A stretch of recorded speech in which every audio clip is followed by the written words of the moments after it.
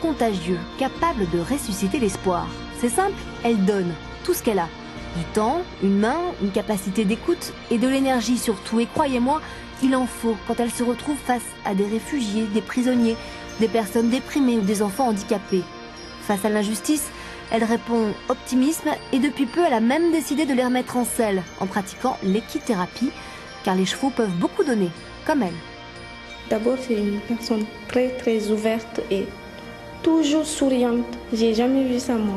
Elle me surprend dans le temps qu'elle est capable de donner pour les autres, dans sa capacité à s'adapter, à accepter que nous, on ne soit pas toujours prêts, pas toujours disponibles, et elle s'adapte pas mal à nous. Jamais elle va se dire que c'est pas possible, quoi. Elle y va, et elle y arrive en général. Elle est attachante, moi je lui dis toujours. Elle est attachante.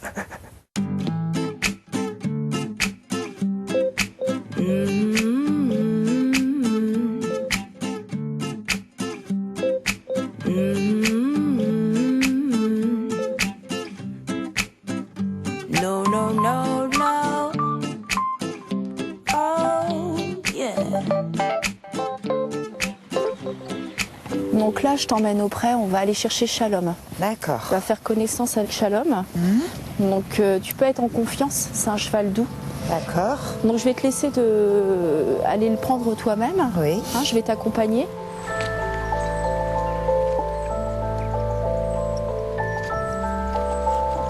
Bonjour, Shalom. Le courant passe déjà. Bonjour. L'autre qui arrive, c'est pas grave. Que tu suives la direction avec ton regard que tu veux. Bonjour. Ça va, ça se passe bien? Très bien. Voilà, Bonjour, très Anne. bien. Ça va? Bonjour Pauline, ouais. Très bien. En pleine séance? Bah oui, au centre équestre de Valem, cette fois à Évreux.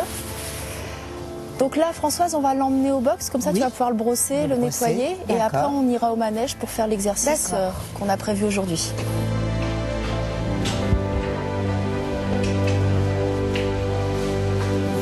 Voilà. C'est un beau cheval. Hein, le cheval, il communique beaucoup par le contact, par le toucher. Donc bah voilà, il faut être en contact avec lui, il faut lui montrer que tout va bien. Parce que tu lui transmets ce que tu ressens au niveau émotionnel. Donc c'est important que tu gères tes émotions, que tu t'apaises à l'intérieur pour que lui s'apaise aussi. Qu'est-ce qui vous a amené, Françoise, à faire de l'équithérapie? J'en avais absolument besoin. Ça m'a apaisée. Ça fait énormément de bien, je le souhaite. Je le conseille à beaucoup de gens, jeunes ou âgés. Je conseille les gens qui sont un peu déprimés de faire ces thérapies. C'est vraiment quelque chose d'exceptionnel. Qu'ils prennent le temps de sentir un petit peu les odeurs, Viens, allez, viens, Shalom. de vouloir prendre un peu ta position. D'accord. Donc il faut aussi que tu le repousses sur les côtés, qu'il reprenne sa place. Il faut que tu y crois. Tu vas faire la gestuelle pour que lui aussi, sans passer trop devant lui. Viens ici, toujours là. Allez, Shalom, allez. Tu vois, le ton de ma voix, il monte. Ouais. Sa cadence, elle accélère. Et mon pas accélère. Et tu peux aussi, avec ton corps, bouger avec lui. Allez, ils comprennent. On danse avec lui. Tu vois? Allez. Et par le ton de la voix, tu le poses. Et tu repasses au pas. Oh! Par l'intermédiaire de cet exercice, tu essayes aussi de prouver à Françoise qu'elle peut être chef. Qu'elle peut être chef. C'est plutôt le leadership positif. C'est-à-dire qu'elle peut prendre confiance en elle, poser des choses, poser des règles et s'affirmer pour les mettre en place. Devant un cheval qui fait quand même 4 ou 500 kilos. Donc c'est pas rien, quoi. C'est pas rien. C'est assez impressionnant. Avec un cheval, on triche pas, on ment pas. C'est-à-dire qu'on peut pas faire semblant. L'équithérapie, ça s'adresse à plusieurs personnes. C'est une thérapie, d'accord, mais qui s'adresse à toute personne qui a envie de travailler des choses sur elle-même, que ce soit sur le plan physique ou psychologique ou de souffrance de vie, à partir du moment où elles ont le désir de venir au contact du cheval. Parce que le cheval, il n'est qu'un médiateur. C'est super, Françoise. Là, il était avec toi à la fin. J'ai vu quand vous vous êtes mis côte à côte, c'est vraiment très, très, très bien. Qu'est-ce que vous avez ressenti pendant cette matinée? Du bonheur.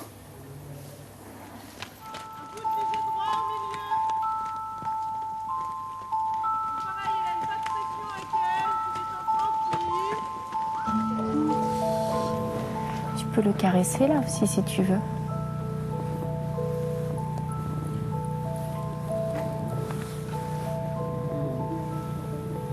Tu sens comment c'est chaud, hein? Tu vas aller dans ton siège et puis tu vas pouvoir continuer à faire des câlins à Chiquito. Ok? Ça te plaît ça? Continuer à faire des câlins? Je te le confie? Ouais. Tiens, super. Allez, je te laisse un petit peu avec lui. Ça, le plaisir des mouvements du pas. À quel âge t'as découvert les poneys, les chevaux en fait? À 4 ans.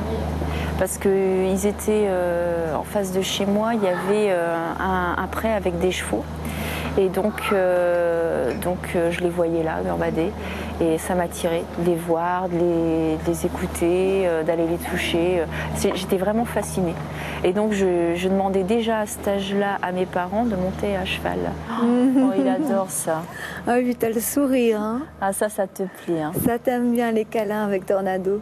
En fait, je comprends que pour chaque personne, ça répond à des attentes qui sont complètement différentes. Des besoins spécifiques. Ouais. C'est-à-dire que même si tu as des problématiques générales, après chaque enfant, chaque personne va avoir des besoins spécifiques. Ça veut dire que là, avec Ludovic, tu vas travailler plus sur l'affectif.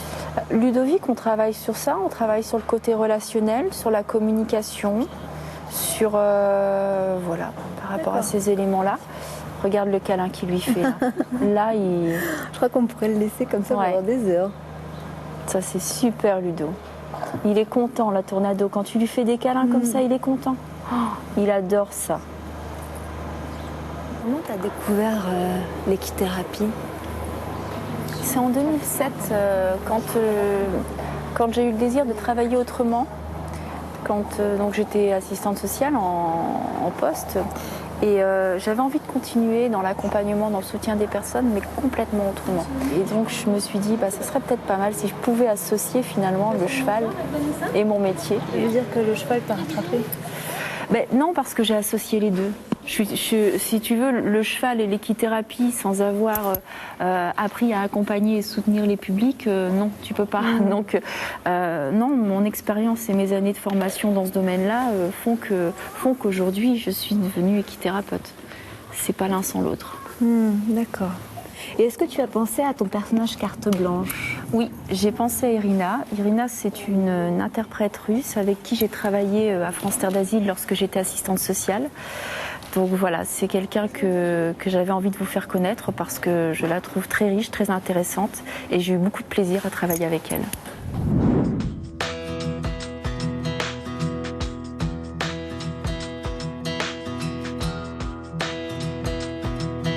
J'avais 9 ans à cette époque.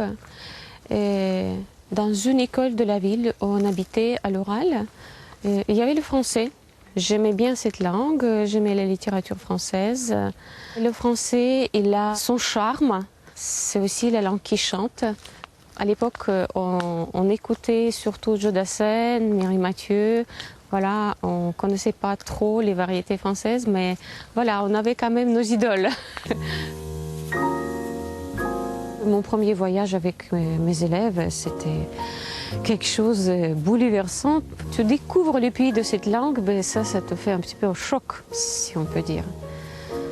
Je me souviens de l'aéroport, on allait à Paris, je prenais en photo tout.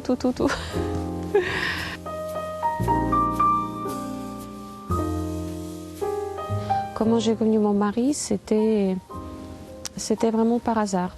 On nous a mis en relation, d'abord par courrier. On s'écrivait pendant 5 mois, je crois. Et quand je suis venue en France avec mes élèves, du coup, on s'est rencontrés. Et c'était un coup de foudre. C'était quelque chose assez fort qui nous a traversés tous les deux.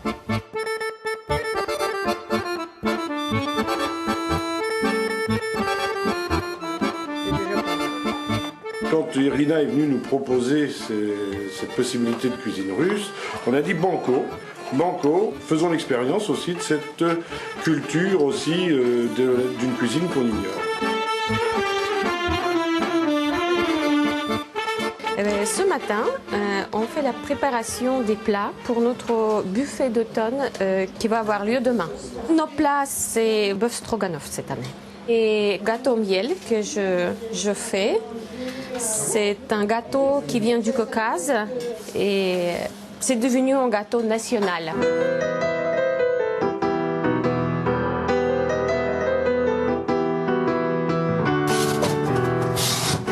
Alors, je fais l'inspection de temps en temps. C'est trop gros. Ça, c'est bon. Ça, c'est l'exemple, les filles. Oh, Pour non, tout. pas ton petit pur, là. Ah, je les embête tout le temps. En Russie, on coupe les salades en tout petits dés. Très, très petits. Elle nous apporte beaucoup de choses parce qu'elle nous apporte déjà un savoir-faire sur le plan de la restauration, enfin de la cuisine, mais elle nous apporte aussi une humeur, une façon de vivre, des chants, une gaieté, hein, parce qu'elle est débordante de vitalité. Entre sa joie de vivre, son accent, c'est ce qu'elle nous dit sur sa culture, sur son pays, c'est voilà, c'est sympa et ça nous fait voyager un petit peu. Призрачно всё в этом мире бушующем, есть только миг, только мигом одним. Comme je suis pédagogue de métier, ben, moi j'ai toujours cette envie de transmettre quelque chose. Et ça, c'est aussi mes élèves. Bon, ils sont pas nombreux, mais voilà, on découvre plein de choses, les expressions, les traditions, n'importe quoi. Et effectivement, ça me fait du bien de transmettre ma culture à quelqu'un.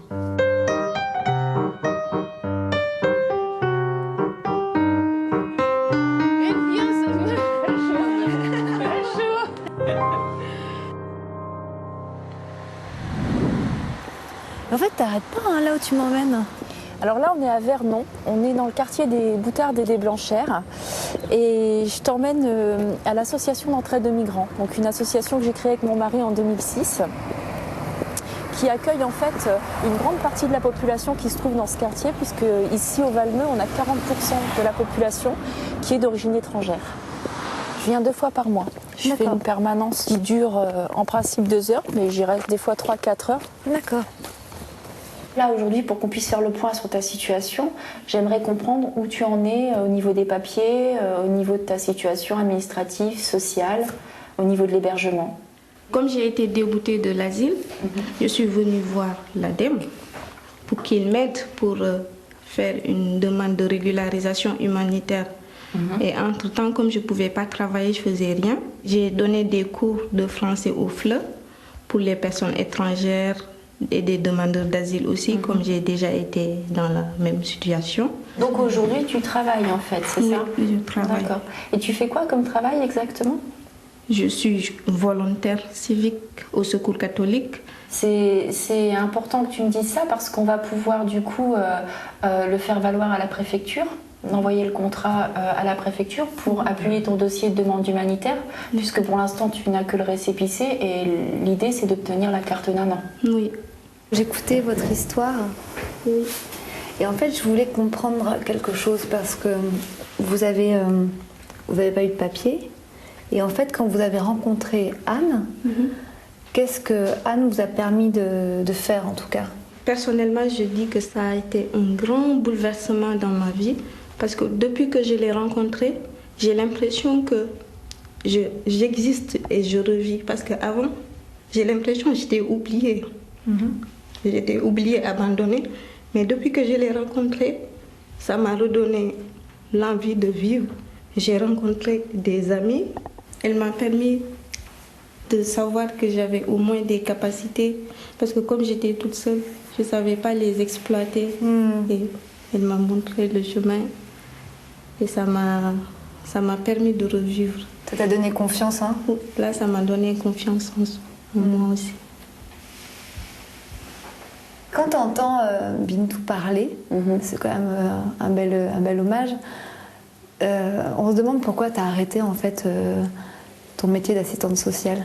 Dans les institutions où j'ai travaillé, on me demandait des fois des directives avec lesquelles moi j'étais pas toujours en accord sur l'accompagnement des personnes justement. par rapport à des quotas à remplir, sur le nombre de personnes reçues, sur les choses qu'on devait mettre en place, nombre de logements attribués, nombre de personnes qui rentrent dans le travail, etc. Alors que moi, j'estime que l'accompagnement, on le fait pas pour des quotas ou pour des objectifs donnés à un moment donné, mais on le fait avec la personne, au rythme de la personne. Et c'est les personnes qui elles-mêmes créent leur parcours. Donc, oui, un entretien d'1 heure, 1 heure et demie, des fois c'est important, des fois ça peut être un entretien de 20 minutes. Toujours est-il que je ne pouvais plus fonctionner librement. Je sentais qu'il y avait vraiment un tournant dans ce qu'on me demandait en tant qu'assistante sociale qui faisait que j'étais plus en accord dans ce pourquoi je faisais ce métier-là et comment je voulais le faire.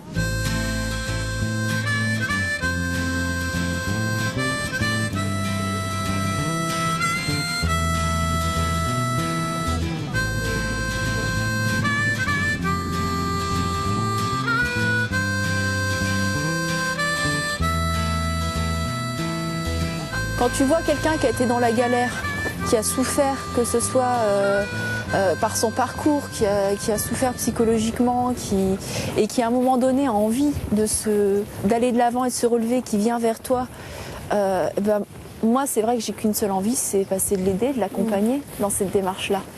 Moi ce qui me plaît c'est de voir les personnes qui volent de leurs propres ailes, quoi.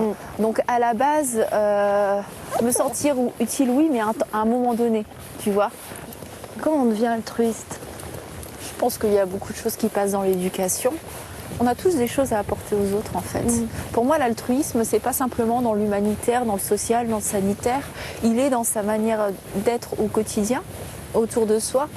Même si on n'a pas un métier forcément altruiste, tu vois. C'est plus une manière d'être. Aussi t'as forcément des soucis aussi. Comment on fait pour garder le moral tout le temps? Je suis pas seule. J'ai une famille, j'ai un mari, j'ai des amis. Donc ça c'est important, ça compte. Ça nous soutient dans les moments difficiles. Et puis les chevaux c'est mes compagnons de route. C'est vrai que quand je viens auprès d'eux, c'est du ressenti, hein. Ils me ressourcent, ils m'apaisent. J'ai l'impression de revenir à la source. Parce que quand je suis auprès d'eux, je reviens aussi dans la nature. Tu vois ? Je viens trouver le silence, je viens trouver la paix, je reprends mon rythme. Et puis, comme une bouffée d'oxygène, et puis après on continue, on avance.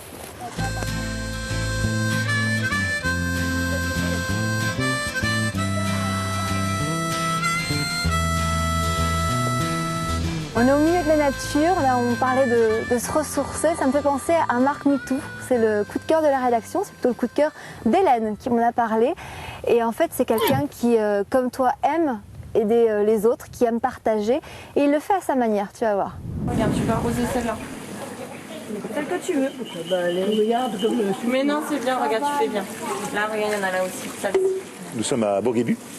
Et c'est à peu près le troisième jardin thérapeutique qu'on a fait. C'est un jardin où on peut tout faire, hein. C'est le but du jardin thérapeutique, où tous les gens peuvent arroser leur façon, même si on arrose, voilà. Dani, il est bon le céleri? Ils sont un peu forts. Hein. On peut cueillir, on peut goûter, c'est un jardin actif, c'est un jardin de vie, voilà, vraiment un jardin de vie, quoi. Est-ce que ça sent bon au moins? On travaille sur les odeurs, beaucoup plus, et toujours à hauteur, niveau médium, au niveau de la vue, de façon à ce que ça puisse vraiment, il puisse se passer quelque chose vraiment au niveau du regard. Est-ce qu'il est bon mon teint? Très bien. J'ai vraiment l'impression de donner quelque chose aux autres et d'accompagner et des rencontres aussi bien avec les personnes qui sont autour, les aides-soignantes qui sont formidables, les infirmières, les directeurs de centre aussi qui débattent, qui maintenant se sont rendus compte que il fallait amener un plus et le jardin amenait quand même à mieux vivre aux personnes, quoi.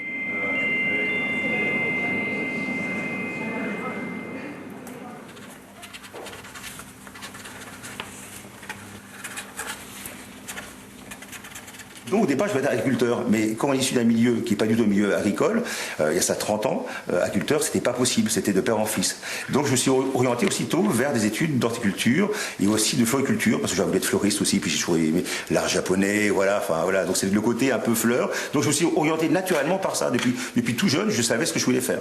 Alors c'est peut-être le fait d'être né à Paris et puis d'aller à la campagne et de trouver des sensations qu'on n'avait pas en ville quand on était jeune.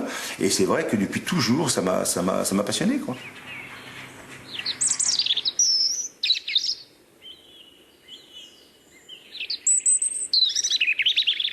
Alors Marc, vous nous accueillez ici, on est chez vous.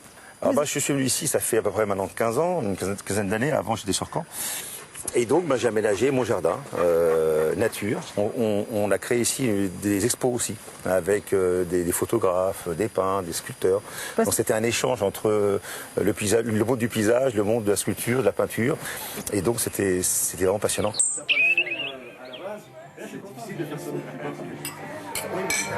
Ce soir, ouais. Ouais, ce soir.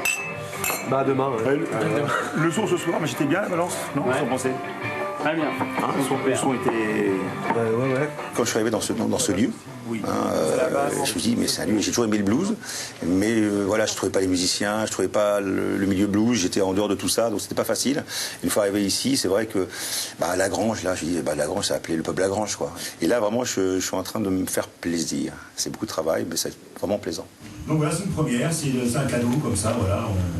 On a 5 mois, on vient vous faire un petit 3 quarts d'heure de musique funky, blues des années 80. Voilà, à tout de suite.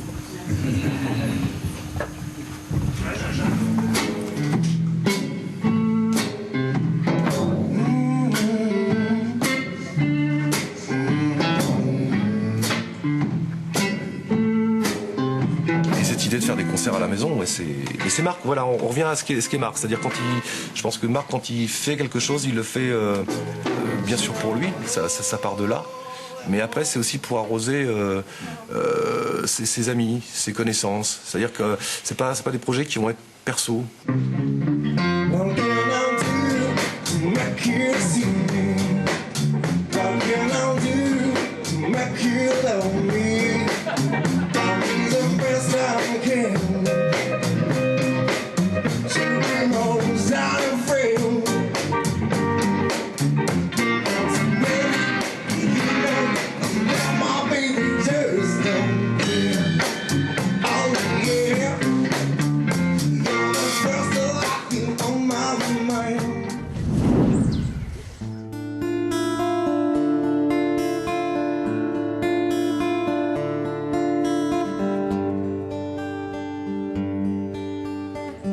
Est-ce que ça t'arrive aussi de flancher? Parce qu'on peut flancher. Ah bah oui, bien sûr. On a tous nos limites, on a tous nos moments de blues. Moi, je dirais que c'est vrai que dans la vie, on n'a pas que des moments faciles.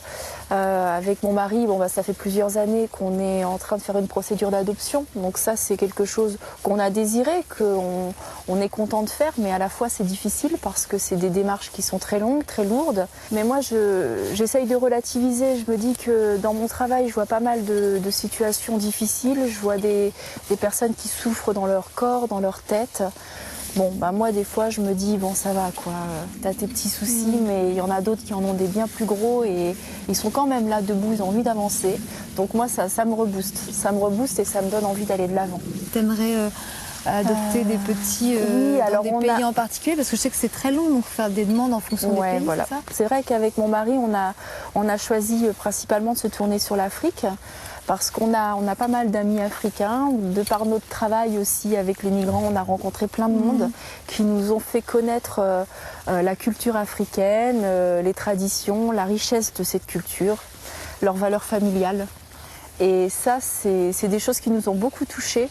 Et on s'est dit que voilà, on se sentait bien en phase avec l'Afrique, avec la manière de vivre, leurs valeurs, voilà. Ouais. Et que c'était important qu'on ait au moins ce partage de valeurs pour aller vers un enfant qui ait ses origines et que un jour on puisse aussi accompagner cet enfant-là dans son pays pour mieux connaître sa culture quand il sera un peu plus grand. Si je comprends bien, dans quelques années, tu te vois avec un petit garçon, avec une petite fille africain. Et puis avec des chevaux? Mon désir, ça serait à l'avenir de pouvoir avoir ma propre structure et où je pourrais avoir quelques chevaux et faire venir les gens dans cette structure pour travailler l'équithérapie. Et c'est vrai que d'avoir son propre lieu et du coup de pouvoir travailler avec l'environnement des chevaux aussi, c'est vraiment une donnée que j'aimerais bien pouvoir à l'avenir. Et puis c'est bien d'être indépendant aussi. Hein. Ouais. Bah, c'est bien, mais ça demande beaucoup de travail aussi parce que c'est d'autres responsabilités. Mais c'est vrai que c'est ce à quoi j'aspire en tout cas. Ouais. Eh bien, écoute, je te le souhaite pour ces beaux projets. Et puis écoute, vraiment merci à toi de nous avoir consacré du temps. Merci que je également. sais précieux pour nous expliquer ton métier et ce que tu faisais auprès des personnes en difficulté. Merci beaucoup. C'était un plaisir. Je les remercie aussi beaucoup parce qu'ils se sont confiés à toi, à nous, et je sais que c'est pas forcément évident, et voilà, je pensais très fort à eux et je voulais leur dire merci. Voilà, à très bientôt, et nous on se retrouve la semaine prochaine pour un nouvel épisode de Talent Normandie quelque part. Je crois que ça sera vers le Havre. Hein. Je n'ai rien dit. Conseil de filmer ma montée de cheval pour ton bêtisier. Je dis ça, hein. Ça va monter ou pas? Non. Allez, hop, et ici, t'enlèves les fesses. Putain, j'ai fait des progrès. On ne serait pas gagné, hein. Oh. Allez, hop, ça suffit maintenant. Coup de talon, avance les mains. Oh. Et non. J'avance. Hop. Voilà, très bien. C'était très bien.